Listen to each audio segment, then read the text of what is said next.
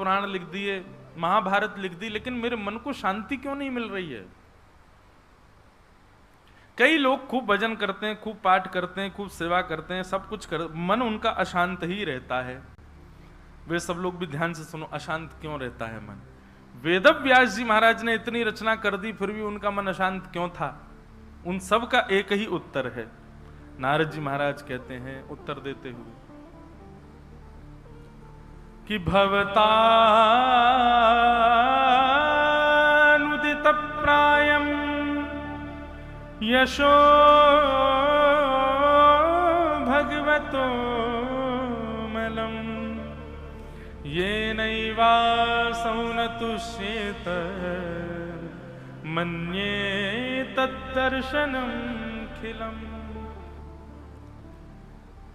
नारद जी कहते हैं, व्यास जी आपने इतना कुछ लिख दिया, फिर भी आपको संतोष क्यों नहीं है?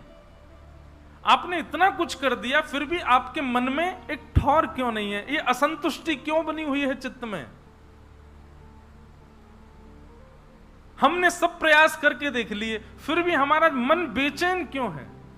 ऐसा क्यों लगता है उच्चाटन सा कि अभी तो कुछ किया ही नहीं? नारद जी जो बात कह रहे हैं, इस बात को आप ध्यान से सुन लीजिएगा। नारद जी कहते हैं क्योंकि आपने सब कुछ किया, उसको क्रिया मान करके किया, उसमें अगर प्रेम युक्त होकर के किया होता तो आपका चित्त अशांत नहीं होता। हम लोग कोई भी क्रिया करते हैं तो पहले लाभ हानि पहले विचार कर लेते हैं।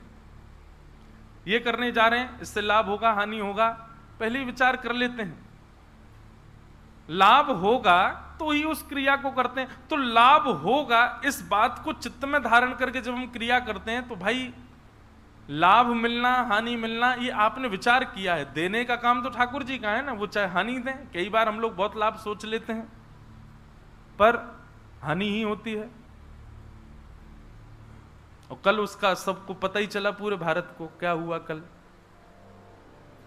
एक्सपेक्टेशंस ऑलवेज हर्ट्स, आशा ही परमम दुखम। और उसके बावजूद भी जब हल्ला इतना मचा दिया गया हो, ऐसा होगा ऐसा होगा, अब तो बार तुम्हारा जिए जाएंगे, क्या हुआ? कुछ नहीं।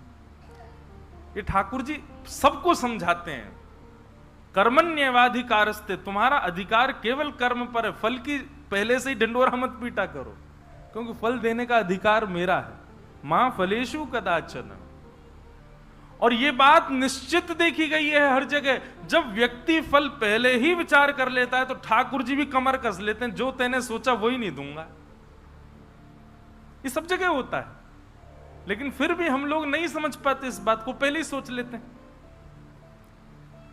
हमारी कथा होती है, हर हफ्ते एक नई जगह चले जाते हैं, सत्य बता रहे हैं। पहले मैं विचार करके जाता तो वहां कथा होगी, अच्छे से करेंगे, ये करेंगे, और फिर वहां कुछ ना कुछ ऐसा होता था विचार करने पर कि किसी ना किसी बात से मन उच्चाटित, और मन उच्चाटित हुआ तो मैं ही कथा नहीं कह पाता था।